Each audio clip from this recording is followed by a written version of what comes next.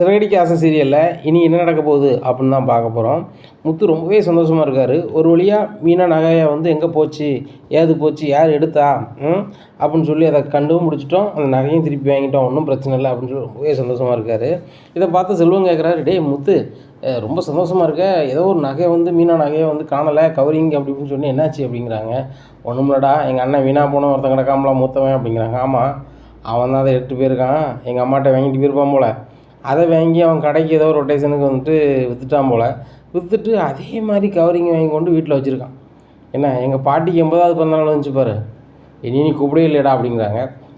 இல்லைடா, வீட்டில் மட்டும் சிம்பிளாக தான் பண்ணோம், வேறு அந்தளவுக்கு ஒன்றும் பண்ணல. நீனும் ஆஃபர் எங்கேயோ போகிறேன்னே, சரி தொழிலே அங்கே எடுப்பானே அப்படின்னு சொல்லிட்டு விட்டேன் அப்படிங்கிறாங்க. உடனே செல்வம் சொல்கிறாங்க, என்னையும் கூப்பிட்டுக்கலாம்லடா, நானும் உங்கள் பாட்டிகிட்ட ஆசீர்வாதம் வாங்கியிருப்போம்ல, 80வது பிறந்தநாள்னா சாதாரண பிறந்தநாளா, அப்பேற்பட்ட பிறந்தநாளும் நானும் ஆசீர்வாதம் வாங்கினோம்னா எனக்கும் நல்லா இருந்திருக்கும்ல அப்படிங்கிறாங்க. நீ சொல்லுதும் சரிதான், அன்னைக்கு நிலைமையில் இருந்த கடுப்பு வேறு அப்படிங்கிறாங்க. என்ன தான் கடுப்பு, அந்த பிள்ளை நகை என்னதாச்சு அப்படிங்கிறாங்க. நகை திருப்பி கிடச்சிட்டு அப்படிங்கிறாங்க. அதான் அந்த பார்ட்டியா அப்படிங்கிறாங்க. ஆமாம் அப்படிங்கிறாங்க. உடனே சரி எப்படி தான் கிடச்சிச்சு அப்படிங்கிறாங்க. இந்த மாதிரி சுருதி இருக்கலாம், யார் ரவி பொண்டாட்டியா அப்படிங்கிறாங்க. ஆமாம், ரவி பொண்டாட்டி தான் பல குரல் பேசுவாள், அவளை வச்சு தான் பேச வச்சோம்.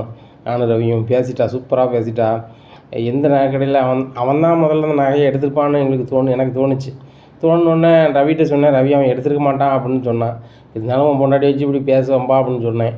அதே மாதிரி அந்த நகைக்கடையில் விற்ற நகைக்கடையில் வந்து ஒரு குலுக்கல் சீட்டு விழுந்த மாதிரியும், அவன் எப்படிலாம் விற்றீங்க, அதில் உங்கள் அனுபவத்தை பகிர்ந்து கொள்ளுங்கள், இந்த நகை எப்படி உங்கள் வீட்டிலேருந்து வாங்கிட்டு வந்தீங்க அப்படின்னு சொல்லி பகிர்ந்துக்கிடுங்கன்னு சொல்லி கேட்கும்போது, அவன் லூஸு பைய அவ்வளோத்தையுமே உழம்பிட்டான். அதை ரெக்கார்ட் பண்ணிட்டோம். ரெக்கார்ட் பண்ணி எங்கள் அப்பாட்ட கொண்டு காமிச்சோடனே எங்கள் அப்பா வெளுன்னு வெளுத்துட்டார். வெளுத்த உடனே மனோஜ், அப்பா நான் தான் எடுத்தேன்பா, நான் தான் அந்த நகையை விற்றேன்பா, அம்மாட்ட தான் வாங்கினேன்பா, அம்மா தான் தந்துச்சுப்பா, அப்படிப்பா இப்படிப்பான்னு எல்லாத்தையும் சொல்லிட்டான். சொன்னோன்னே இந்த வீடியோவில் இருக்க எல்லாம் ஒன்று தான் அப்படி இப்படின்ட்டாங்க. உடனே அப்பவும் கூட நாங்கள் சுருதி தான் பேசினா வச்சாங்க, அதை சொல்லிக்கிடவே இல்லை. ஏன்னா நாளைக்கு ஒரு கதைக்கு தேவைப்படும்னு சொல்லி தான் நான் அதை சொல்லலை, ரவின்னு சொல்லலை. ஆனால் அந்த கடையில் இருந்தால் நாங்கள் வந்து அந்த ரெக்கார்டை வாங்கினேன் அப்படின்னு சொன்னேன். என்ன, ஆனால் வந்துட்டு உண்மையிலே அது சுருதி தான் பேசிச்சு, அந்த ரெக்கார்டை வேணால் கேளு அப்படிங்கிறாங்க. ரெக்கார்டை கேட்குறாங்க முத்து. ஏப்பா ரொம்ப பிரம்மாண்டமாக அந்த பிள்ளை பேசியிருக்கேன் அப்படிங்கிறாங்க. ஆமாம், நானும் ரவி பொண்டாட்டி என்னமோ நினச்சேன், பலக்குரல்னு சொல்லுவேன். ஆனால் அந்த பலக்குரலை ரொம்ப தெளிவாக அந்த பிள்ளை கொடுக்குது. வீட்டில் வேறு மாதிரி பேசுது, அங்கே போய் வேலை பார்க்குற இடத்துல எத்தனை குரல் கொடுத்தாலும் அசால்ட்டாக பேசுது, பெரிய திறமைசாலி தான் அப்படிங்கிறாங்க. அப்படியா, இதை கேட்கும்போதே ரொம்ப ஆச்சரியமாக இருக்குது. ஏன்னா அந்த பிள்ளை பேசுகிறது வந்து வேறு பிள்ளை பேசுகிற மாதிரி தான் இருக்குது, அந்த பிள்ளை குரலே இல்லை அப்படிங்கிறாங்க. அதனால தான் வந்து நம்மளால் சிக்கனை அந்த புல்லை வச்ச வலையில் வந்து அந்த புல்லை விரித்த வலையில் சிக்கணும்னா லேசுக்கட்ட காரியம் இல்லைல்ல சொல்லுவான். அவன் கரெக்டாக பேசுனதுனால அவனே உளறிட்டான். உளறினோன்னே சரி ரைட்டு, வேறு வழியே இல்லாமல் நகையை தாரன்ட்டான். பிடிச்ச பிடியில் நகையை வாங்கியாச்சு. அவன் மனசு உடனே தின்ட்டானா அப்படிங்கிறாங்க. மனோஜ் எங்கே தான் அவன் பொண்டாட்டி பொறுப்பு ஏற்றுக்கிட்டு அவன் ஒரு வாரத்தில் தாரேன் அப்படின்னா, நேற்று அந்த நகையை ரெடி பண்ணி கொடுத்துருக்கா, எப்படி கொடுத்தாலாம் தெரியல, கொடுத்துருக்கா. கடை வாங்கினாலா இல்லைன்னா வந்து என்ன செஞ்சாலாம் தெரியாது, நகையை வாங்கி கொடுத்துட்டா. மீனாகிட்ட கொடுத்து வீம்பு பண்ணாத மீனா, கழுத்தில் போட்டுக்கான்னு சொன்னேன், எவ்வளவோ கேட்கல. அதுக்கப்புறம் எங்கள் அப்பா போராடி உன் புருஷன் வாங்கி தந்துருக்காமா, இது உன் புருஷன் உழைச்ச மாதிரி தான், ஏன்னா நீ வேறு எந்த வீம்பு பண்ணாதம்மா, அந்த நகையை போட்டுக்கா அப்படிங்கிறாங்க. அத்தை புரியுதா, என் புருஷன் உழைச்சி தான் வந்து இந்த நகையை கழுத்தில் மீண்டும் போட்டிருக்காரு அப்படிங்கிறாங்க. புரியுது அப்படிங்கிறாங்க. அத்தை, நான் எங்கேயாவது வச்சா மறுபடியும் அதை எடுத்து கவரிங்காக மாற்றுவீங்களா அப்படின்னு கேட்குறாங்க. என்னை பார்க்க உனக்கு இலக்காரமாக தெரியுதாடி அப்படிங்கிறாங்க. அத்தை உண்மையை தானே சொல்லுதேன், உங்களை நம்பி ஒன்றும் வைக்க முடியல அத்தை, அதான் கேட்கேன் அப்படிங்கிறாங்க. உடனே அண்ணாமலை சொல்கிறாங்க, மீனா கரெக்டாக சொன்னேன், அவளை நம்பிலாம் வைக்க முடியாது, பேசாமல் நீ கழுத்துலேயே போட்டுக்காமா, அதான் பாதுகாப்பு. அதுவும் போக நீ தூங்கும்போது கொஞ்சம் விழிப்புணர்வாக இருமா, ஏன்னா இந்த வீட்டில் திருடங்க ஜாஸ்தியாக இருக்காங்க அப்படிங்கிறாங்க. உடனே அங்கிள் நீங்களும் இப்படி சொல்கிறீங்களே அப்படிங்கிறாங்க. நானும் அப்படி தாம்மா சொல்ல வேண்டியதாக இருக்கும். உள் வீட்டுக்குள்ளே யாராவது இப்படி செய்வானாம்மா? ஒரு கூட பிறந்த தம்பி பொண்டாட்டி நகை, அந்த நகையை வந்து விற்றுட்டு அதுக்கு பதிலாக கவரிங்கை வாங்கி கொண்டு வைக்காங்க. இது நல்ல பழக்கமா விஜயா அப்படிங்கிறாங்க. ஏங்க இதெல்லாம் பெரிய விஷயமாங்க அப்படி இப்படின்னுட்டுருக்காங்க. அவனையும் மனோஜை மட்டும்தான் பெரிய பையனாக இப்போ நினச்சிக்கிட்டு இருக்கேன்னு நினச்சேன். ஆனால் ரொம்ப கீழ்த்தரமான புத்தியில் நீ இருக்க, உன் புத்தி தான் அவனுக்கு வந்திருக்கு. கொஞ்சமாவது 2 பேரும் மாறுங்க, மாறலைன்னா இந்த சமூகத்தில் நீங்கள் வாழ்கிறது ரொம்ப கஷ்டம் அப்படிங்கிறாங்க.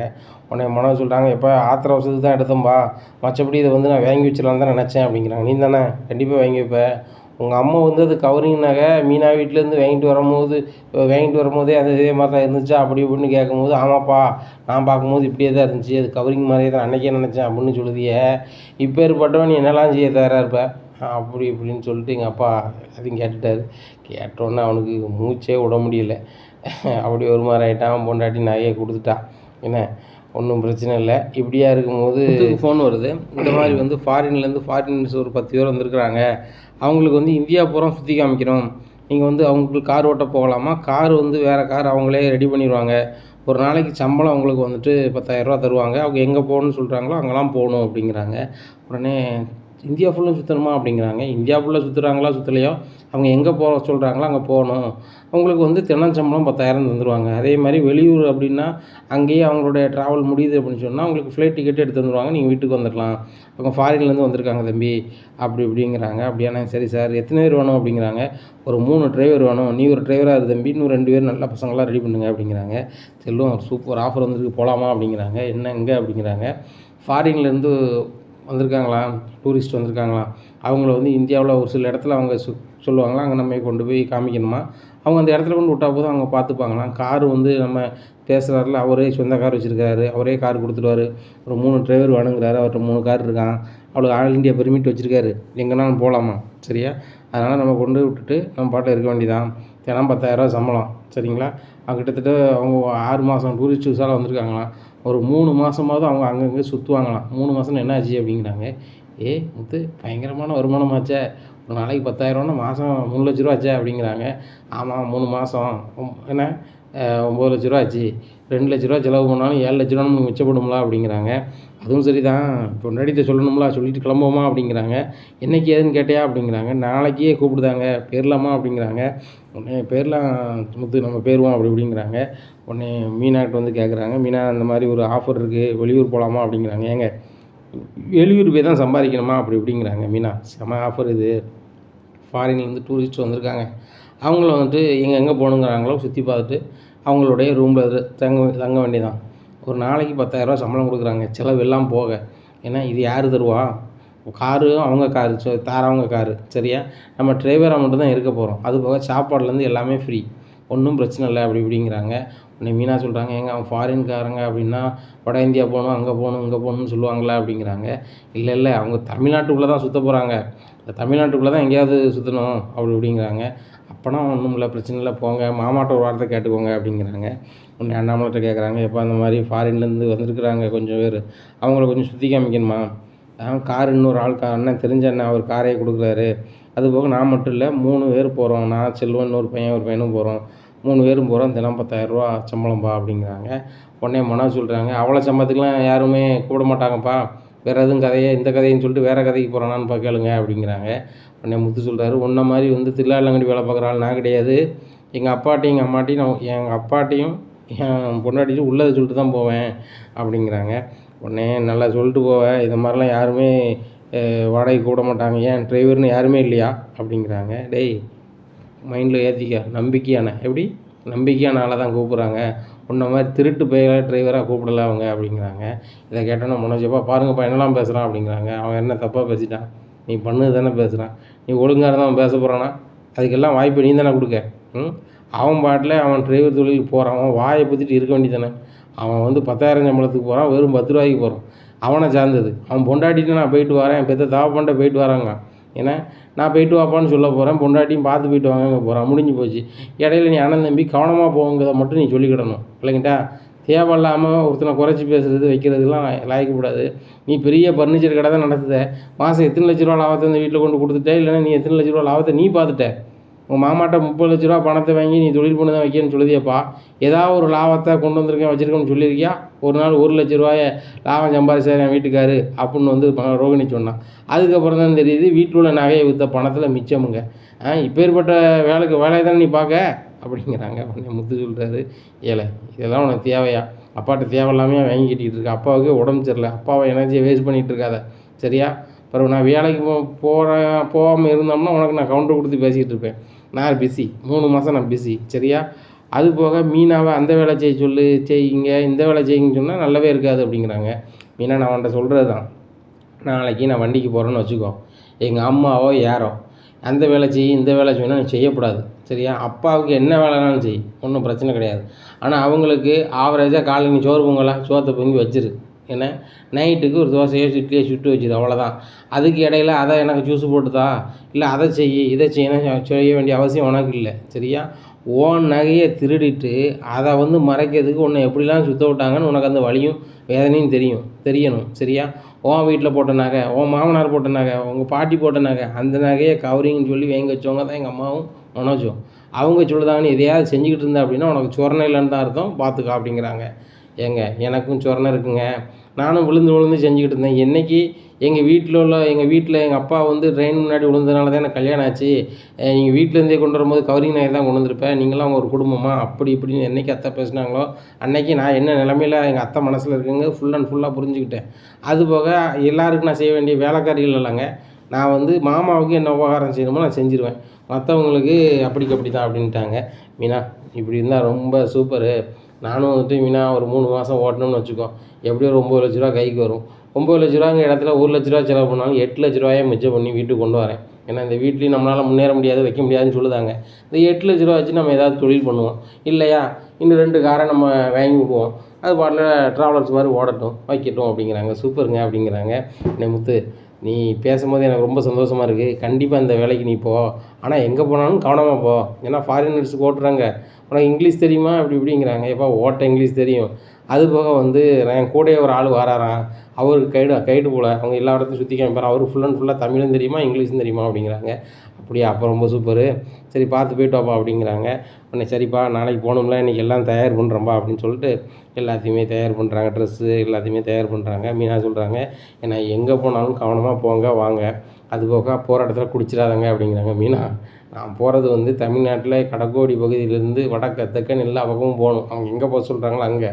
அப்படி இருக்கும்போது வந்து நான் வந்து குடித்தா சரி வருமா, அது போக நான் டிரைவர் தொழிலில் குடிக்க மாட்டேன் உனக்கு தெரியும் அப்படிங்கிறாங்க. இல்லைங்க ரெஸ்ட் எடுக்கிற நேரத்தில் அப்படிங்கிறாங்க. மீனா, நம்மளோட இலக்கு இப்போ வந்து 3 மாதம் அவங்க இங்கே இருக்காங்கன்னு சொல்லியிருக்காங்க. இந்த 3 மாதம் அவங்களுக்கு நான் கார் ஓட்ட வேண்டியது என் கடமை. 3 மாதம் முடிஞ்சோடனே காருக்குள்ளே சம்பளத்தை வாங்கிட்டு வந்துட போகிறேன் அப்படிங்கிறாங்க. ஏங்க மாதம் வாங்கிடுங்க அப்படிங்கிறாங்க. அதுவும் சரி தான் மீனா, மாதம் வாங்கி அக்கௌண்ட்டில் போட்டு விட்டுறேன், ஏறிட்டான்னு உன்னை கேட்பேன் பதில் சொல்லிடு அப்படிங்கிறாங்க. சரிங்க அப்படிங்கிறாங்க. ஏங்க இங்கே பார்த்தீங்களா, பணத்துக்காக தான் பேசிகிட்டு இருக்க அந்த பிள்ளை, இவன் அக்கௌண்ட்டுக்கு வந்தோடனே அவனுக்கு கொடுக்க போகிறாளா இல்லை வீட்டில் கொண்டு கொடுக்க போகிறாளா அப்படிங்கிறாங்க. உடனே அண்ணாமலை சொல்கிறாங்க, உன் வேலை என்னமோ அதை பாரு. அவன் வேலைக்கு போகிறாங்க, அவன் பொண்டாட்டி போயிட்டு வாங்க, அவங்க அக்கௌண்ட்டில் அனுப்புதாங்க, அனுப்பாமல் போகிறாங்க. மீனா அவங்க வீட்டில் கொண்டு கொடுக்காம போகிறான். இதில் உனக்கு என்ன வந்துட்டு, உனக்கு உன் பிள்ளை தானே பெரிய வசதி. மனோஜை பற்றி எல்லாம் கேளு வையி, முத்தை தான் எனக்கு பிள்ளையே கிடையாதுன்ட்டு பிறகு அவனை பற்றியா நீ கதையை கதையெல்லாம் பேசிக்கிட்டு இருக்க. என் பிள்ளை தாங்க முத்துன்னு சொல்லு, அதுக்கப்புறம் உன் கருத்தை சொல்லு, அது ஒன்றும் பிரச்சனை கிடையாது அப்படிங்கிறாங்க. மீனா சிரிக்கிறாங்க. என்னடி சிரிக்கிற அப்படிங்கிறாங்க. அத்தை சுதந்திர நாட்டில் சிரிக்கிறதுக்கு ஒரு குத்தமாக சிரிக்க தான் செய்வேன் அப்படிங்கிறாங்க. முத்து சொல்கிறாரு, மீனா நம்மளுக்கு நிறைய வேலை இருக்குது, அவங்க ஏதாவது இது மாதிரி தான் காமெடி பண்ணிகிட்டு இருப்பாங்க, நம்மளுக்கு நிறைய வேலை இருக்குது மீனா அப்படின்ட்டு போகிறாங்க. மீனா துணிமணிலாம் எடுத்து தேய்ச்சி கீச்சி அதெல்லாம் எல்லா வேலைகளும் நடந்தோடனே, எப்பா நான் நாளைக்கு போயிடுவேன், நீ டயத்துக்கு மாத்திரை போடுப்பா வைப்பா அப்படி இப்படின்னுட்டு இருக்காங்க. உடனே சரிப்பா நான் பார்த்துக்கிறேன், நீ கவனமாக இருப்பா அப்படின்னுட்டு இருக்காங்க. காலையில் விடியுது. முத்து, மீனா நான் போயிட்டு வரேன் அப்படின்னு சொல்லிட்டு கிளம்புறாரு. உடனே சரிப்பா பார்த்து போயிட்டு வாங்க அப்படி இப்படிங்கிறாங்க. உடனே மனோஜ் சொல்கிறாரு, எப்பா அவங்களே ஃபாரினர்ஸு, இவனுக்கு தமிழ்லேயே அறவரை, இங்கிலீஷ்லாம் எப்படி போய் அவனுக்கு தெரியும் அப்படிங்கிறாங்க. எப்பா எல்லா கதையும் அவன் பார்த்துக்கிடுவான், அவனுக்கு தெரியுதோ தெரியலையோ கூட ஒரு ஆள் போகிறாரோ அவரு பார்த்துப்பார், நீ கவலைப்படாத. அப்படி ஏதாவது உனக்கு கவலை இருந்துச்சுன்னா நீ வேணால் முத்து கூட போ அப்படிங்கிறாங்க. எப்பா நான் பெரிய லெவலில் பிஸ்னஸ் பண்ணுறேன், நான் இவங்க கூட பண்ணுமா அப்படிங்கிறாங்க. டேய் முத்துக்கு ஒரு நாளைக்கு 10,000 சம்பளம், உன் கடையில் உனக்கு 10,000 சம்பளம் வருமானம் வந்துச்சுன்னா நீ அவனை குறைச்சி மதிப்பிடு அப்படிங்கிறாங்க.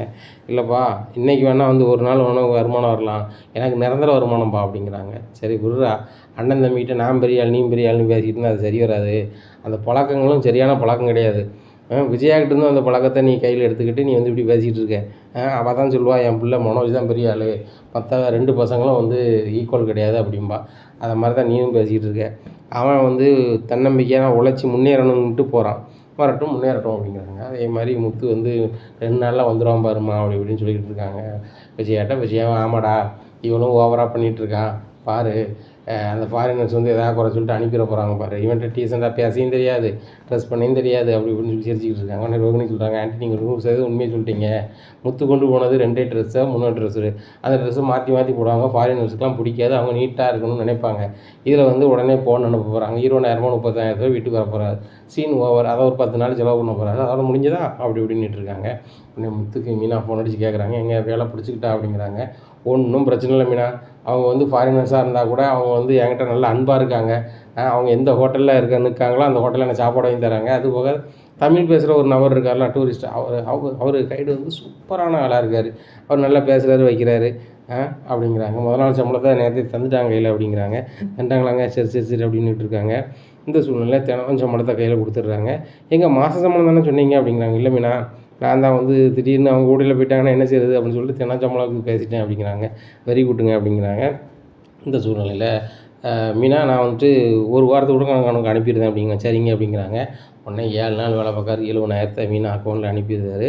உடனே மாமா ஒரு வாரத்துக்கு பணம் அனுப்பிட்டாங்க, 70,000 அனுப்பியிருக்காங்க அப்படிங்கிறாங்க. எங்கள் விஜயாவுக்கு சரியான பொறுமையாக இருக்குது. ஒரு நாளுக்கு 10,000, 7 நாளைக்கு 20,000 அனுப்பிட்டானா, அப்பா இவன் சொல்லுறதெல்லாம் உண்மைதானா அப்படி இப்படின்னு சொல்லி நினச்சிட்டு இருக்காங்க. இந்த சூழ்நிலை முத்து 3 மாதமும் கண்ணை மூடிக்கிட்டு ஓட்டுதார், அங்கங்கே ஓட்டுதார். ஓட்டி அதுக்குள்ள பணத்தை 9 லட்ச ரூபாயை சம்பாத்தியம் பண்ணியிருந்தாரு. கிட்டத்தட்ட ஒரு 20,000 வரைக்கும் அவருக்கு செலவாகிருக்கு. மீதி பணத்தை எல்லாமே சேவ் பண்ணிடுறாரு. மீனா அக்கௌண்ட்டுக்கு ஏறிடுது. உடனே மீனா சொல்கிறாங்க, மாமா இன்னைக்கு அவங்க வராங்க அப்படின்ட்டு இருக்காங்க. முத்து வந்துடுறாரு. அப்போ என்ன ஆசீர்வாதம் பண்ணுவா அப்படிங்கிறாங்க. முத்து சூப்பர்ரா, சாதிச்சிட்டடா, இப்படி ஒரு ஆஃபரை வந்து அடித்தா தாண்டா டிரைவர் தொழிலில் முன்னேற முடியும் அப்படிங்கிறாங்க. அதுவும் சரிதான்பா, அவங்க ஃபாரின்லேருந்து வந்தாங்க, கிட்டத்தட்ட 9 லட்ச ரூபா தந்தாங்க. ஒரு 20,000 எனக்கு பர்சனலாக செலவாயிருக்கும்பா, மீதியை பூரா மீன் அக்கௌண்ட்டில் போட்டோம்பா அப்படிங்கிறாங்க. ஆமாம்மா, என் அக்கௌண்ட்டில் தான் இருக்குது, இதை வச்சு அடுத்தாப்புல 2 கார் வாங்கலான்னு இருக்கோம் அப்படிங்கிறாங்க. முத்து சூப்பர்ரா அப்படிங்கிறாங்க. உடனே விஜயா சொல்கிறாங்க, இருக்க காரே ஓட்டுறதுக்கு வாடகைக்கு வழி கிடையாது அப்படிங்கிறாங்க. ஏம்மா நீங்கள் சொல்லுறது 100% உண்மை. நான் வந்து கார் ஸ்டாண்டில் போட்டு ஓட்ட போகிறதில்ல. என்ன, ஒரு பெரிய அதிகாரிக்கு கார் கேட்டிருக்காங்க. ஏன்னா அவங்களுக்கு முன்னாடி புது கார் இல்லைங்க, அதனால் கொடுக்க முடியல. இப்போ நான் புது கார் எடுத்து கொடுக்க போகிறேன். செகண்ட் கார்னால் அவங்க யோசிப்பாங்க. புது காரை எடுத்து அவங்களுக்கு கொடுக்க போகிறேன். மாதம் எப்படினாலும் நம்மளுக்கு சில்லா செலவு 60,000 கிடைக்கும். அது போதுமானது. 2 ஆஃபீஸருக்கு கண்டியை ஓட்டினா போதும். 2 டிரைவர் பையங்களுக்கு ஆளுக்கு 10,000 கொடுக்க போகிறேன். மீதி 50,000 மாதம் என் அக்கௌண்ட்டில் ஏறிடும். ஒன்றும் பிரச்சனை இல்லை, நான் வாழ்க்கையில் முன்னேற தான் போகிறேன் அப்படிங்கிறாங்க. என்னம்மா இப்படிலாம் பேசிகிட்டு இருக்கான் அப்படின்னு சொல்லி மனோ சொல்கிறாங்க. ஆமாடா, ரொம்ப ஓவராக போயிட்டுருக்காங்க. இப்போ அவங்களுக்கு வந்து பணம் ஏறிக்கிட்டு இருக்குது, அது எல்லாம் கொஞ்ச காலத்துக்கு தான் அப்படி இப்படின்னுட்டு இருக்காங்க. ஏம்மா உங்கள் பையன் வந்து இதோட நிற்க போகிறதில்லம்மா, ஃபர்னிச்சர் கடை நடத்திக்கிட்டு இருக்கேன். ரோகிணியோட அப்பா வெளில வந்தோடனே நான் நகை கடை ஆரம்பிக்க போகிறேன், அதுக்கப்புறம் எங்கேயோ போக போகிறேன் அப்படிங்கிறாங்க. ஆமாடா, போகிற பார்த்தா பணமே நீ வந்து பண வியாபாரம் பண்ணது அளவுக்கு ஆயிடுவா அப்படி இப்படிங்கிறாங்க. ஆமாடா, ஆனாலும் பாரு, நான் பெரிய பேங்கே வச்சு நடத்த போகிறேன் அப்படிங்கிறாங்க. டேய், பேங்க் வேணால் கொள்ளடிக்க வேணாம், நீ செய்வேன், பேங்கில் நீ நடத்துக்கிற மாட்டேன் சரியா அப்படிங்கிறாங்க. ஆண்டி என்னெல்லாம் இவர் பேசுகிறார் பாருங்க அப்படிங்கிறாங்க. ஏங்க இந்த முத்துக்கு எப்படி பேசுன்னு தெரியாதா, அவன் காலையிலே பிஸ்னஸ் விஷயமாக கிளம்பிட்டுருக்கான் அப்படிங்கிறாங்க. உன்னை அண்ணாமலை சொல்கிறாங்க, அவன் பேசுகிறது எல்லாம் சரி, முத்து பேசுகிறது தப்பா, அவன் கரெக்டாக தானே பேசுகிறான். நேர்மையாக இருந்தால் எதனாலும் பண்ணலாம். அவன் வந்து எதையுமே பண்ண முடியாது, நான் தான் பெரிய ஆளுன்னுட்டு இருந்தால் 3 மாதம் வந்து முத்து வந்து நேர்மையாக காரை ஓட்டி 9 லட்ச ரூபா சம்பாத்தியம் கொண்டு வந்து நிற்கான். என்ன இந்த மனோஜ் இந்த 3 மாதத்தில் என்ன சம்பாத்தியம் பண்ணியிருக்கான், இல்லை என்ன சேவ் பண்ணியிருக்கான் சொல்லு அப்படிங்கிறாங்க. எப்போ நான் 9 லட்ச ரூபாய்க்கு எத்தனை வியாபாரமாக பார்த்துட்டேன் வச்சுட்டேன், என்ன நான் புதுசாக தொழில் பண்ணதுனால லாபம் இல்லை அப்படி இப்படின்னுட்டு இருக்காங்க. டேய், நீ கடை வந்து 4 மாதம் ஆச்சுடா, இப்போ வந்து ஒரு லாபம் வரலாம் வைக்கிறாங்க. அவன் வந்து முத்து வந்து 3 மாதம் நல்ல மாதிரி உழைச்சி தான் வந்திருக்கான். ஒன்று அவங்ககிட்ட எப்படி நேர்மையாக இருக்கான், என்ன செய்தான்னு அவனை ஒத்துப்பார். இல்லைன்னா எப்படி நேர்மையாக இருக்கணும், எப்படி வாழணும் அப்படிங்கிற ஐடியா அவன்கிட்ட கேளு அப்படிங்கிறாங்க. எப்பா நான் 4 டிகிரி படிச்சிருக்கேன், அவன் ஒன்றும் தெரியாத முட்டாள், அவன்கிட்ட நான் கேட்கணுமா அப்படிங்கிறாங்க. முத்து சொல்கிறார், எப்பா அவன் லூசு பையன் ஏதாவது பேசிகிட்டு இருப்பான், நான் நல்ல வேலை பார்த்துட்டு வந்திருக்கேன்ப்பா, கொஞ்சம் ரெஸ்ட் எடுக்க வேண்டியிருக்கு, ரெஸ்ட் எடுக்கும்பா அப்படின்னு சொல்லிட்டு போய் தூங்குறாரு. உடனே மீனா சொல்கிறாங்க, சாப்பிட்டு போடுங்களேன் அப்படிங்கிறாங்க. மீனா ஒரு சின்ன தட்டில் சாப்பாடு போட்டு நம்ம இங்கேயே ரூமுக்கே கொண்டு வந்துடும் அப்படிங்கிறாங்க. அங்கேயே சாப்பிட்றாங்க. மீனா உன்னை பார்க்காம 3 மாதம் ரொம்ப கஷ்டமாக இருந்துச்சு, ஃபோனில் தான் பேசிகிட்டு இருந்தேன் அப்படி இப்படிங்கிறாங்க. இல்லைங்க எனக்கும் கஷ்டமாக தான் இருந்துச்சு, 3 மாதம் எப்போ முடியும்னு நினச்சிட்டே இருந்தேன் அப்படிங்கிறாங்க. மீனா இப்படி நான் போய் கஷ்டப்படவே தானே மீனா நம்மளுக்கு வந்து ஒரு 9 லட்ச ரூபா கிடச்சிச்சு அப்படிங்கிறாங்க. அது என்னமோ உண்மைதாங்க, நானும் இந்த 3 மாதத்தில் ஒரு 60,000 சேர்த்து வச்சுருக்கேங்க அப்படிங்கிறாங்க. என்ன மீனா சொல்கிறேன் அப்படிங்கிறாங்க. ஆமாங்க, மாதம் ஒரு 20,000 நானும் கஷ்டப்பட்டு பூ கட்டி சேர்த்து வச்சுருக்குங்க அப்படிங்கிறாங்க. மீனா செம்ம சந்தோஷமாக இருக்குது அப்படிங்கிறாங்க. ஆமாங்க, நீங்கள் சொல்கிற மாதிரி 2 காரு வாங்கி வந்து ஆஃபீஸருக்கு ஓடட்டும், நம்மளும் பெரிய ஆளாக வரணுங்க. இந்த உங்கள் அண்ணன் வந்து நம்மளை எவ்வளோ மட்டம் தட்டி பேசுகிறார், நம்ம 2 பேரும் கை நாட்டு, நம்மளால் முன்னேறியே வர முடியாது அப்படி இப்படின்னு பேசுகிறாங்கல்ல, முன்னேறி வரணும் அப்படிங்கிறாங்க. மீனா காரை வந்து உழைப்பில் வாங்கி தந்தேன். ஏன்னா இந்த டிரைவர் தொழிலில் வந்து நான் வந்து வைராக்கியமாக படித்தேன், அந்த தொழில் தான் நம்மளுக்கு கை கொடுக்க போகுது. கண்டிப்பாக வாரி உங்கள் முன்னாடி நம்ம முன்னேறி வரப்போகிறோம். இது வந்து நம்மளுக்கு திடீர் அதிர்ஷ்டம் தான். அந்த திடீர் அதிர்ஷ்டத்தில் நம்ம முன்னேறி பெரிய ஆளாக வரப்போகிறோம் பாரு அப்படி இப்படிங்கிறாங்க. ஏங்க நீங்கள் முன்னேறீங்களோ முன்னேறலையோ நீங்கள் சொல்லுற வார்த்தை எனக்கு ரொம்ப சந்தோஷமாக இருக்குது அப்படிங்கிறாங்க. மீனா நீ தான் சொன்ன மாடியில் வீடு கட்டணும் அப்படி இப்படின்னு சொல்லிட்டு, இப்போ அதை பற்றி ஒன்றுமே பேசலை அப்படிங்கிறாங்க. இல்லைங்க நம்ம மாடியில் என்றைக்குனாலும் வீடு கட்டிக்கலாம், ஆனால் இவங்களுக்கு முன்னாடி முன்னேறிட்டு அதுக்கப்புறம் கட்டுவோம். இப்போ மாடியில் வீடு கட்டினா நம்ம அதில் தூங்க மட்டும் தாங்க செய்வோம், சரியா? அதனால் வந்து இவங்க முன்னாடி நம்ம வாழ்ந்து காட்டின மாதிரியே இருக்காது.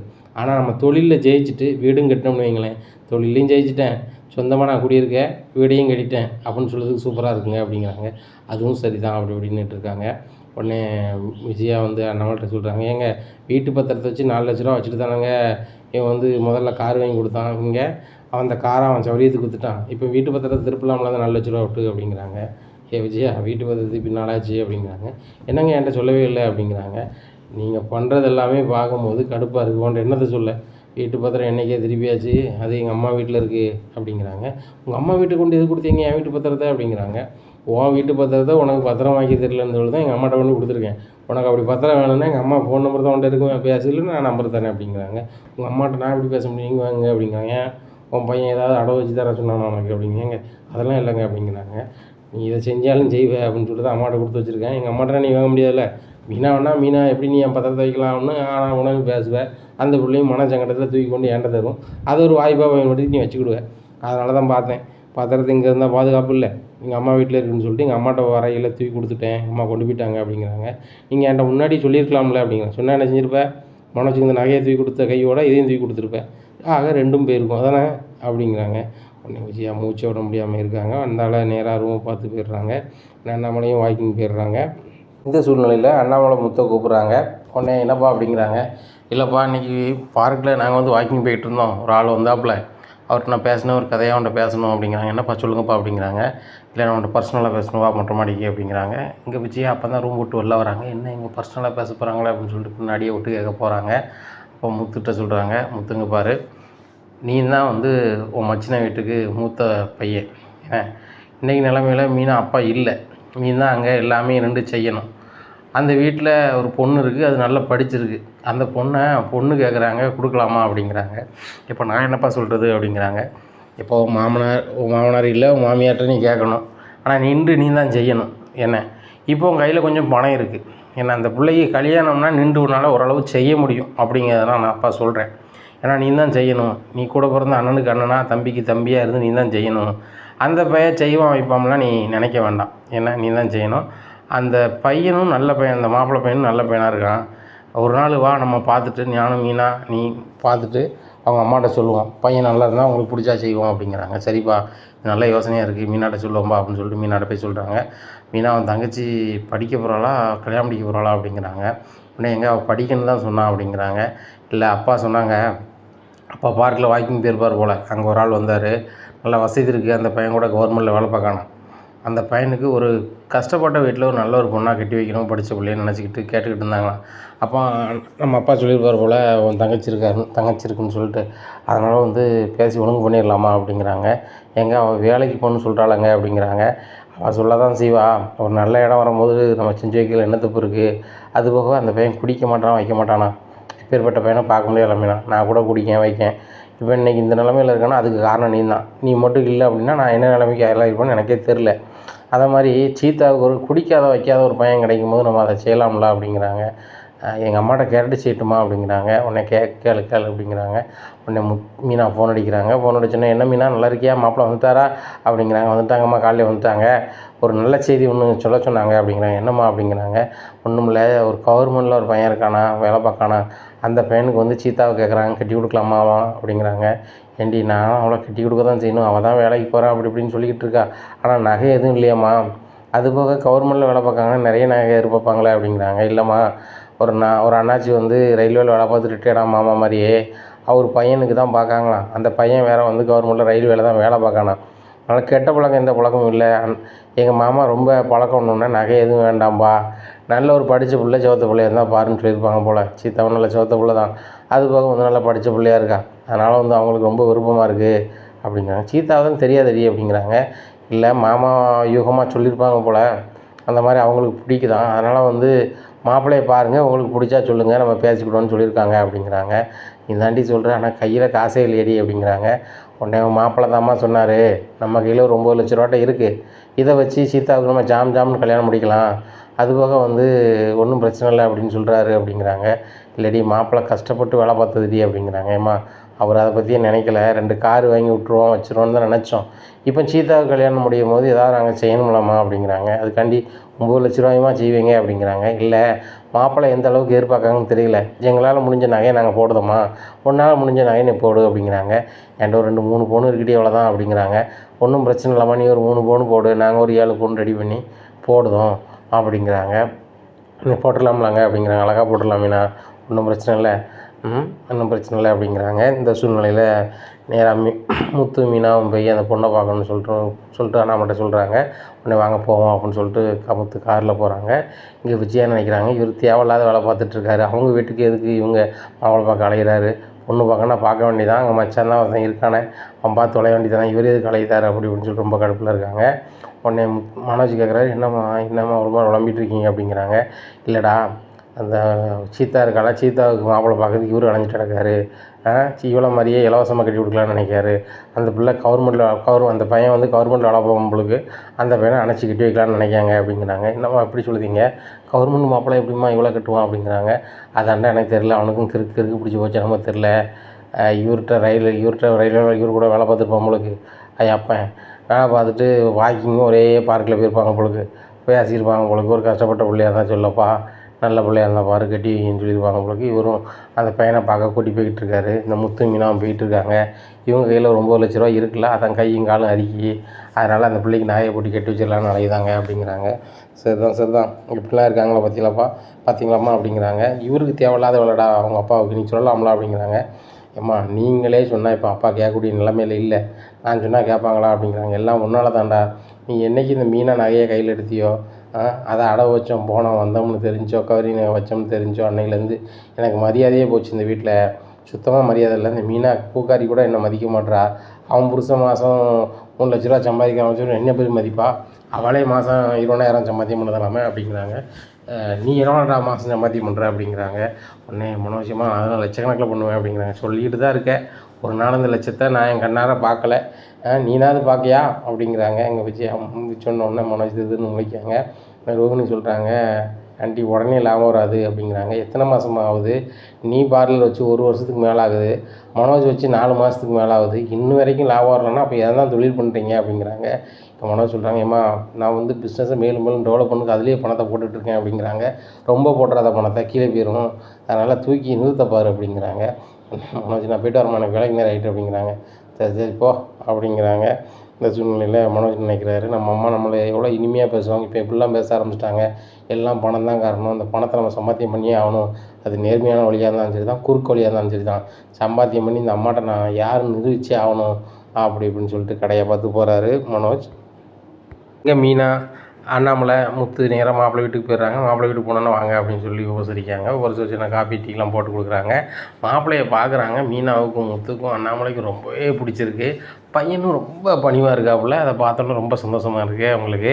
உடனே முத்து சொல்கிறாரு, நீ பையனும் சூப்பராக இருக்கார், மாற்றிக்கிறது இல்லை, என் குழந்தையாலும் நல்லா தான் இருப்பா, அது போக நல்ல பண்பான பிள்ளை, நல்ல அமைதியான பிள்ளை, குடும்பத்தினுடைய வறுமை தெரிஞ்ச பிள்ளை அப்படி இப்படின்னு சொல்கிறாங்க. இப்பேற்பட்ட பிள்ளை தான் எங்களுக்கு வேணும் அப்படிங்கிறாங்க. நகை நீங்கள் எவ்வளோ எதிர்பார்க்கீங்க அப்படின்னு கேட்குறாங்க. நகையோ நட்டோ எதுவுமே வேண்டாம், எங்களுக்கு தேவை அன்பான பொண்ணு, அரவணைப்பான பொண்ணு தான் அப்படிங்கிறாங்க. உடனே சீதா சொல்கிறாங்க, என் தங்கச்சி நல்ல அப்புறாணி பொண்ணு பார்த்துக்கோங்க, கொஞ்சம் தின்னு பேசுவா, ஆனால் மனசுக்குள்ளே எதுவும் வைக்க மாட்டா அப்படிங்கிறாங்க. அம்மா ஒன்றும் பிரச்சனை இல்லை, எனக்கு ஒரே பையன்தான், சரிதானா, இங்கே எதுவுமே செய்யணும்னு அவசியம் இல்லை, எங்களுக்கு நிறைய சொத்து பத்து இருக்குது, பொறுப்பாக பார்த்துக்கிட்டா சரி தான்.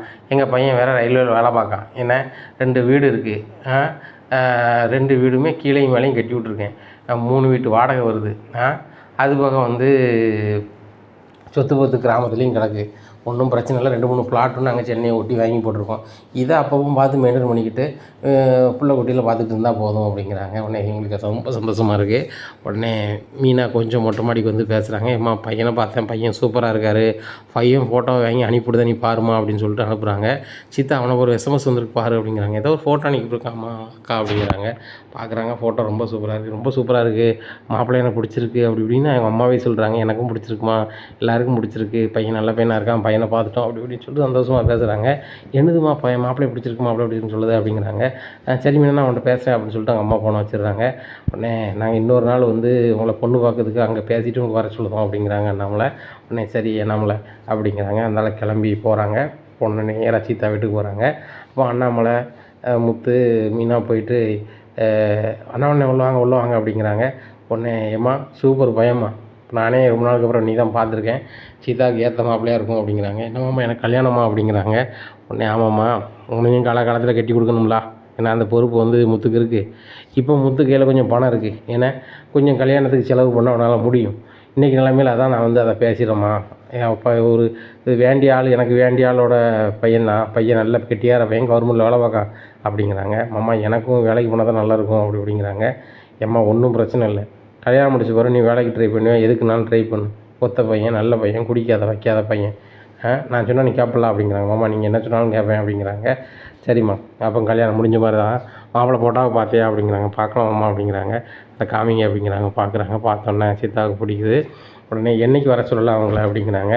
நம்மளே நீங்களே ஒரு நல்ல நாள் பார்த்து சொல்லுங்கள் அப்படிங்கிறாங்க. உடனே காலாண்டர் எடுமா அப்படிங்கிறாங்க. காலாண்டர் எடுக்கிறாங்க. காலாண்டர் எடுத்தோன்னே அந்த நல்ல தேதியை பார்க்குறாங்க. முகூர்த்தத்தையும் சுக முகூர்த்தத்தையும் பார்க்குறாங்க. பார்த்துட்டேம்மா நாளை கழிச்சு நல்ல நாளாக இருக்குது, ஏன்னா 10 to 11 நல்ல முகூர்த்த நேரமாக இருக்குது, அதனால் வர சொல்லிடுமா அப்படிங்கிறாங்க. சரிண்ணே அப்படிங்கிறாங்க. நேராக அங்கே ஃபோன் அடிக்கிறாங்க மாப்பிள்ளை வீட்டுக்கு. இந்த மாதிரி பொண்ணு வீட்டில் பேசிட்டேன், என்ன பொண்ணு கொடுக்க அவங்களுக்கு சம்மதம், பொண்ணை வந்து பார்க்க வர சொல்லுங்கள், பொண்ணும் மாப்பிள்ளையும் நேரில் பார்த்து விடட்டும், பிடிச்சிக்கிட்டு அப்படின்னா நம்ம அடுத்த கட்ட நடவடிக்கையை ஆரம்பிச்சிடுவோம் அப்படிங்கிறாங்க. உடனே 2 நாள் கழிச்சு பொண்ணு பார்க்க வராங்க. பொண்ணை பார்த்தோன்னே மாப்பிள்ளைக்கு ரொம்பவே பிடிச்சி போகுது, சீதாவுக்கும் பிடிச்சிருது. பிடிச்சோடனே சீதா நான் மாப்பிள்ளைகிட்ட தனியாக பேசணும் அப்படிங்கிறாங்க.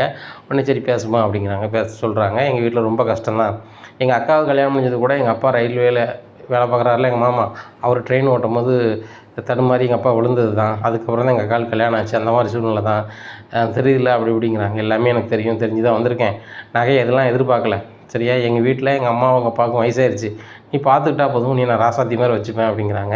என்ன ராசாத்தி மாதிரி கூட வச்சுக்க வேண்டாம், சராசரி மனசியாக நடத்துங்க. எங்கள் அக்காவை கல்யாணம் முடிச்ச வீட்டில் எங்கள் மாமா நல்லா பார்த்துக்குறாங்க, எங்கள் அக்கா புருஷன் நல்லா பார்த்துக்குறாங்க, ஆனால் வந்துட்டு எங்கள் அக்காவோட மாமியார் எங்களை ரொம்ப பாடாப்படுத்துகிறாங்க, நகை எதுவும் போட்டு வரலன்னு சொல்லிட்டு. அந்த மாதிரி உங்கள் அம்மா எதுவும் சொல்லிடுவாங்களா அப்படிங்கிறாங்க. 100% சொல்ல மாட்டாங்க, சரியா 100% சொல்ல மாட்டாங்க, அதுக்கு நான் பொறுப்பு அப்படிங்கிறாங்க. நீங்கள் எனக்கு சப்போர்ட்டாக இருந்தால் நான் வந்து எங்கள் மாமா வந்து எங்கள் அக்காவுக்கு எப்படி சப்போர்ட்டாக இருக்காரோ அது மாதிரி எனக்கு நீங்கள் இருந்தால் போதும் அப்படிங்கிறாங்க. உடனே மாப்பிள்ளை எனக்கு பிடிச்சிருக்கு அப்படின்னு சொல்லிடுறாங்க. உடனே முத்துக்குமே ரொம்ப சந்தோஷம். உடனே சத்யா வராரு. இங்கே என்ன நடக்குது அப்படிங்கிறாங்க. அக்காவை வந்து பொண்ணு பார்க்க வந்திருக்காங்க அப்படிங்கிறாங்க. யார், முத்து மாமா மாதிரி டிரைவர் எதுவும் கூப்பிட்டு வந்திருக்காங்களா அப்படிங்கிறாங்க. முட்டாள், அவன் ரயில்வேல வேலை பார்க்கான், கவர்மெண்ட் வேலை பார்க்காரு மாப்பிள்ளை அப்படிங்கிறாங்க. உடனே அப்படியா அப்படின்னு சொல்லிட்டு அப்படியே அமைதியாக நிற்காரு. உடனே பொண்ணு பார்த்துட்டு அப்படி கிளம்பிடுறாங்க. இந்த சூழ்நிலையில் வந்துட்டு முத்து சொல்கிறாரு அவங்கள அனுப்பி விட்டுட்டு, எப்படி பேசணும்னு தெரியாது அவனுக்கு அப்படின்னு சொல்லிட்டு போகிறாங்க. உடனே மீனா சொல்கிறாங்க, சீதாவுக்கு காலகாலத்தில் கல்யாணம் முடிக்கணும்னு சொல்லி தான் வந்து பேச வந்திருக்கோம், சரியா, அதனால் வந்து அவங்க நகையை போடுங்கன்னு சொல்லிட்டாங்க, அதனால் எங்களால் முடிஞ்சது போடுதேன் தம்பி, நீ அதெல்லாம் ஒன்றும் செய்ய வேண்டாம், நீ அமைதியாரு, பையன் ரயில்வே வேலை பார்க்க நல்ல பையனாக இருக்கான், நல்ல குடும்பம், சென்னையில் 2 சொந்த வீடு இருக்குது, அது போக வந்து கிளை மேலையும் கட்டி விட்ருக்காவா, 3 வீட்டு வாடகை வருது, அது போக வந்து சொத்து பத்தில் நிறைய கிடக்கு, பையனுக்கு ஒரு கெட்ட முக்காமல் இல்லை, சரி அவளாவது நல்ல சந்தோஷமாக இருந்துட்டு போகிறா, கல்யாணத்துக்கு அப்புறம் அவள் படித்தாலும் படிக்கிறா, வேலைக்கு எதுவும் ட்ரை பண்ணாலும் பண்ணிட்டு போகிறான்னு சொல்லிட்டாங்க, இதை முக்கியமாக என்னடா வேணும் அப்படிங்கிறாங்க. நீ சொல்லுதெல்லாம் சரிதாங்க, அவளை ஏன் சும்மா கட்டி போடுதுன்னு சொல்லுது, கட்டி கொடுக்கன்னு சொல்கிற, நான் நகை போடுறேன், நான் ஒரு 30 பவுன் நகை போடுறேன் அப்படிங்கிறாங்க. அதுக்கு உனக்கு எங்கடா வழி இருக்குது அப்படிங்கிறாங்க. ஏக்கா 30 பவுன் நகை நாளைக்கு 4 நாள் போட முடியும் அப்படிங்கிறாங்க. என்ன திட்டிட்டு வாங்கி கொண்டு கொடுப்பியா, அவன் எங்கேயாவது திருடி கொண்டு தருவான், அந்த நகையை போடுவேன், அந்த பிள்ளை என் பிள்ளை சீதா வந்து ஆசீர்வாதம் இல்லாமல் இருக்கணுமோ அப்படிங்கிறாங்க மீனாவோட அம்மா. இங்கே பாருடா, இதுக்கெலாம் நாங்கள் ஆள் கிடையாது, உன் வேலையை பாரு அப்படின்னு சொல்லிட்டு மீனா போயிடுறாங்க. இந்த சூழ்நிலையில் சீதா தம்பி சத்யா சொல்லுவாங்க, எங்கள் அக்காளுக்கு நகை போட்டே தீருவேன் அப்படிங்கிறாங்க. உடனே சீதா சொல்கிறாங்க, நீ உழைச்சி 1 பவுன் நகை போடு, இல்லை 1 கிராம் நகை போடு, நான் ஏற்றுக்கிறேன், அந்த சிட்டிக்கிட்ட வேலை பார்த்து நான் நகை தான் போடுவேன் அப்படின்னா எனக்கு அது தேவையில்லை அப்படிங்கிறாங்க. சீதா பிழைக்கிது மாதிரி போல், அக்கா வந்து நகைலாம் போனதுனால தான் அந்த வீட்டில் சுத்தமாக மரியாதை இல்லை, அதே மாதிரி இவர் வேலை பார்க்காருன்னு சொல்லிட்டு நீ போயிட்டு அங்கே மரியாதை இல்லாமல் இருந்தால் நல்லா இருக்காது, அதனால் நான் நகை போடுறேன், நீ சொன்னால் கேளு அப்படிங்கிறாங்க. நீ சொல்லலாம் நான் கேட்க மாட்டேன் அப்படிங்கிறாங்க. அப்போ NMC அப்படிங்கிறாங்க. கல்யாணத்தை ஒரு டேட் வச்சு கல்யாணத்தை முடிச்சு கொடுக்குறாங்க. சீதா ரொம்ப சந்தோஷமாகவே இருக்காங்க. உடனே முத்து மாமா வீட்டுக்கு விருந்துக்கு போகணும் அப்படின்னு சொல்லிட்டு போகிறாங்க. அப்போ விஜயா சொல்கிறாங்க, கண்டவங்கள்லாம் விருந்து கூப்பிட்டுருக்காங்க அப்படின்னுட்டு இருக்காங்க. உடனே அந்த ரயில்வே வேலை பார்க்குற பையன், என்னம்மா இப்படி பேசுகிறீங்க அப்படிங்கிறாங்க. உங்களை சொல்ல தம்பி, நீ ரயில்வேல வேலை பார்க்க, நல்ல வசதி இருக்குது, நீ நல்லா வசதியான பிள்ளைய கட்டியிருக்கலாம்ல, நீ எதுக்கு இப்படி கஷ்டப்பட்ட பிள்ளைய கட்டின அப்படிங்கிறாங்க.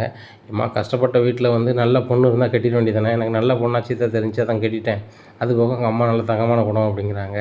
அந்த வீட்டில் கட்டினதுலேருந்து தான் நான் வந்து ரொம்ப சீரழிவு அனுபவிக்கேன், எங்கள் வீட்டில் இவ்வளோ பிரச்சனை வந்தது அக்கால கட்டினதுலேருந்து தான், அதனால் அந்த குடும்பத்தில் பொண்ணு கட்டினவங்க யாரும் நல்லா இருந்தால் சரித்திரம் கிடையாது, அதனால் ஒழுங்கு மரியாதை சொல்கிறேன், இந்த பிள்ளை வேண்டாம்னு சொல்லிட்டு வேற ஒரு பொண்ணை கட்டி நல்ல மாதிரி இரு அப்படிங்கிறாங்க.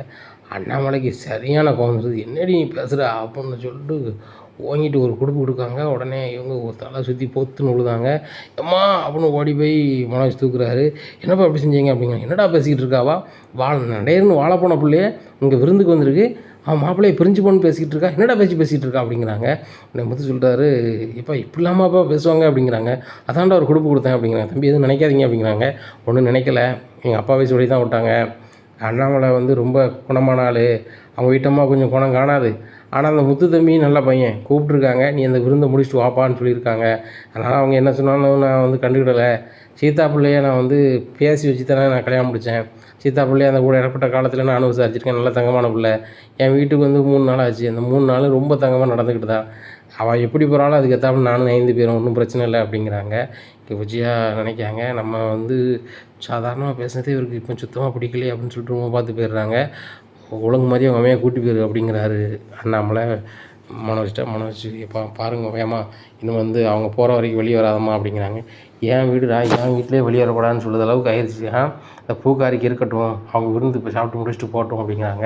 இவங்க சாப்பிட்டு முடிச்சுட்டு அதனால் கிளம்பிடுறாங்க. உடனே சீதா சொல்கிறாங்க அவங்க அவங்கள்ட்ட, நீங்கள் எதுவும் நினைக்காதீங்க, எங்கள் அத்தை அப்படி தான் அப்படிங்கிறாங்க. அதெல்லாம் ஒன்றும் பிரச்சனை இல்லை, உனக்கு அத்தைன்னா எனக்கும் சித்தி தானே, பிரச்சனை இல்லை வா போவோம் அப்படின்னு சொல்லிட்டு போகிறாங்க. உடனே முத்து வெளியே வராரு. மாப்பிள்ளை தப்பாக நினச்சிக்காதீங்க அப்படிங்கிறாங்க. நான் உங்களுக்கு மாப்பிள்ளை இல்லை, உங்களுக்கு வந்து நான் சவளப்பாடி சரியா, நீங்கள் என்னோடய மைனியை தான் கட்டியிருக்கீங்க, அதனால் ஒன்றும் பிரச்சனை இல்லை சகலை, நான் போய்ட்டு வரேன் அப்படின்னு சொல்லிட்டு கிளம்புறாங்க. உடனே ரொம்ப நன்றி, நீங்கள் ரயில்வேல வேலை பார்த்து இவ்வளோ வசதி இருந்தாலும் நல்ல பண்பாக இருக்கீங்க தம்பி அப்படிங்கிறாங்க. இல்லைண்ணே பணம் என்னண்ணே, பணம் மனசு தானே வேணும் என்ன, நல்ல ஆட்கள் வீட்டில் பொண்ணு கட்டியிருக்கேன், நல்லா இருக்கேன், அதனால் ஒன்றும் பிரச்சனை இல்லைண்ணே அப்படின்னு சொல்லிட்டு வீட்டுக்கு போகிறாங்க. முத்து மீனாவுக்கு ரொம்ப சந்தோஷம். மீனா வந்து முத்து காலில் விழுறாங்க. எனக்கு ரொம்ப சந்தோஷமாக இருக்குங்க, நீங்கள் வந்து என் குடும்பத்தில் வந்து தாப்பனாக இருந்து கல்யாணத்தையும் முடிச்சு வச்சு விருந்தையும் முடிச்சு அனுப்பிட்டீங்க விருந்தை அப்படிங்கிறாங்க.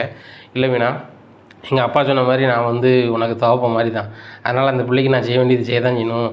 உன் தம்பி வீம்பு பண்ணி நகை போடுவோம் வைப்போம்னு சொன்னால் கூட சீதா வந்து அந்த நகை வேண்டாம்னு சொன்னால, அப்போ நான் தானே அந்த கல்யாணத்தை முடிச்சு வைக்கணும் என்ன, என் நேர்மைக்கு பின்னாடி சீதா நிற்கும் போது நான் உங்களோட தானே பயணிக்கணும் என்ன அப்படின்னு சொல்கிறாங்க. உடனே அண்ணாமலை சொல்கிறாங்க முத்தை கூப்பிட்டு, முத்து ரொம்ப பெருமையாக இருக்குடா, நீ வந்து ஒரு சவப்பன் ஸ்தானத்துலேயே வந்துட்ட, உன் குழந்தையா கல்யாணத்தை நடத்தியும் வச்சு விருந்தையும் முடிச்சிட்ட, ரொம்ப சந்தோஷமாக இருக்குது, நீங்கள் நல்லா வருவ அப்படிங்கிறாங்க.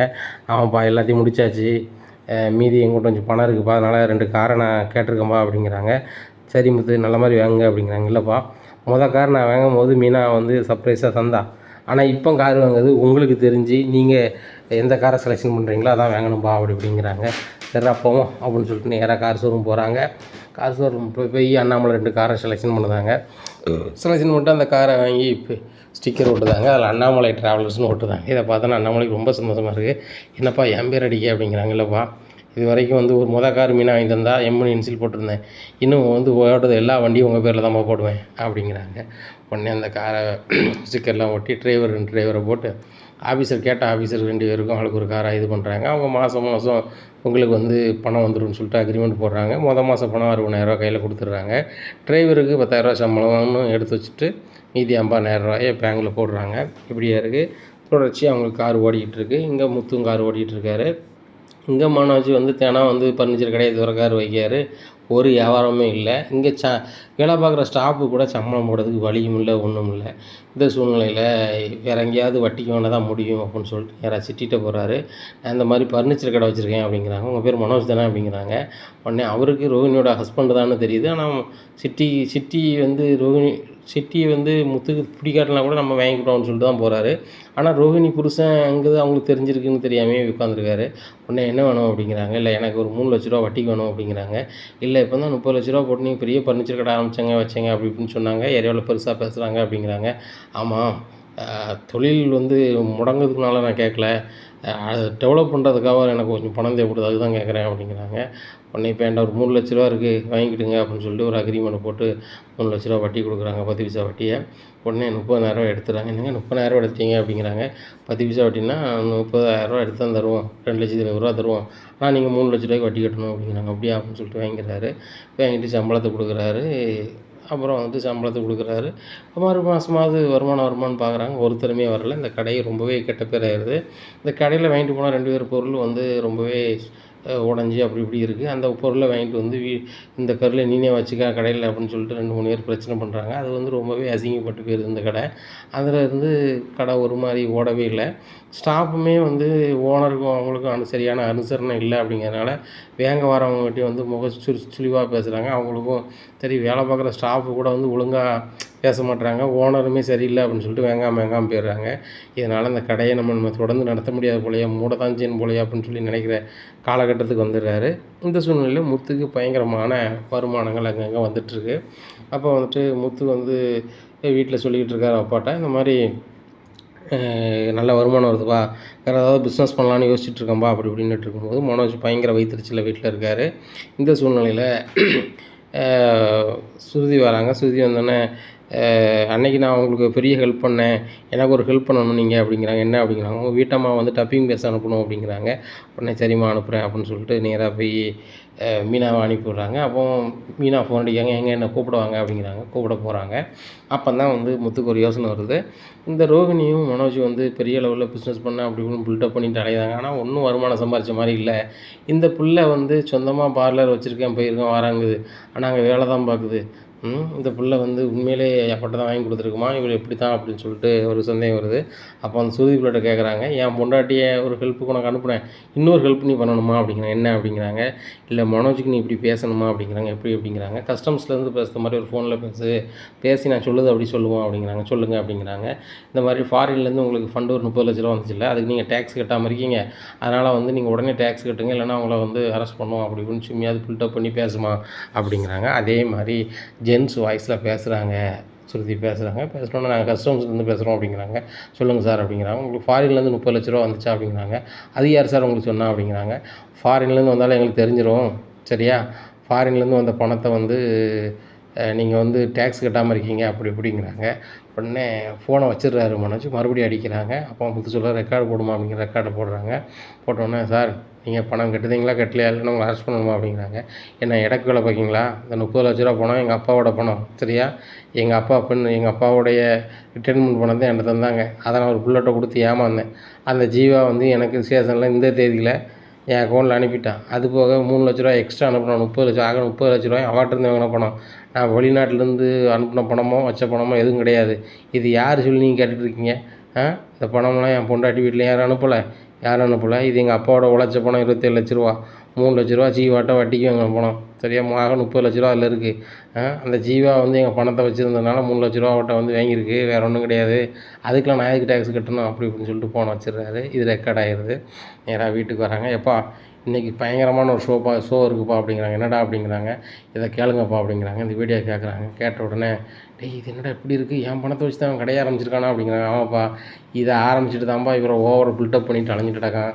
இப்போ கேட்டால் லாபமே வரலன்ட்டு கிடக்கான். எப்படிப்பா வரும் லாபம், உழைப்பை கட்டினா தானே வரும். அதில் ஒரு சுத்தம் இருக்கணும். நம்ம 4 பேர்கிட்ட பேசும்போது ஒரு மரியாதையாக பணிவாக பேசணும். ஓனர்கிட்ட திமிரில் பேசினா வேங்க வரவங்க அப்படி வருவாங்களா, பணிவாக இருந்தால் தான் ஒரு இடத்துல பொருள் வாங்குவாங்க. இவனுக்கு அது கூட தெரிய மாட்டேங்குது அப்படி இப்படின்னுட்டு இருக்காங்க. டேய் இது என்னடா இப்படி இருக்குது அப்படிங்கிறாங்களேப்பா. அம்மா எல்லோரும் வரட்டும், வரும்போது இதை போட்டு காமிச்சு தான்ப்பா பேசணும் அப்படிங்கிறாங்க. எல்லாரையும் வர சொல்கிறாங்க. வர சொல்லும்போது அந்த வீடியோவை போட்டு காமிக்காங்க. இதை கேட்ட உடனே மனோஜ் ரொம்பவே அலறி போயிடுறாரு. குறிப்பாக ரோகிணி ரொம்ப ஒரு மாதிரி ஆயிடுறாங்க. டேய் மனோஜ், நீ தொழில் பண்ண பணம் எப்படி வந்துச்சு அப்படின்னு சொல்லிட்டு நம்மளை கேட்குறாங்க. அப்பா அப்படிங்கிற. அப்பாவா, உள்ளதை சொல்லு அப்படிங்கிறாங்க. எப்பா அவன் ஏன்பா உள்ளதை சொல்லணும், இந்த ஆடியோ தான் உள்ளதை சொல்லிட்டேன். இது 2வது ஆடியோ. ஆடியோ வந்து மீனா வந்து நகையை வந்து கண்டுபிடிச்சி கொடுத்துச்சு. 2வது ஆடியோ உங்கள் உழைப்பு பணத்தை காட்டு கொடுத்துச்சுப்பா. ஒன்றும் பிரச்சனை கிடையாது. இந்த 2 வீடியோவும் பேசுனது சுருதி தான்பா பொறி வச்சு நம்மளால் வலை போட்டு பிடிச்சிட்டா அப்படிங்கிறாங்க. இதை கேட்டால் மனோஜ் ரொம்பவே ஷாக் ஆகிறாரு. இனி என்ன நடக்கும் இந்த மனோஜ் வீட்டில் அப்படிங்கிறத பொறுத்து வந்து பார்க்கலாம். நம்ம சேனலை நீங்கள் மறக்காமல் லைக் அண்ட் சப்ஸ்கிரைப் பண்ணுங்கள். நன்றி, வணக்கம்.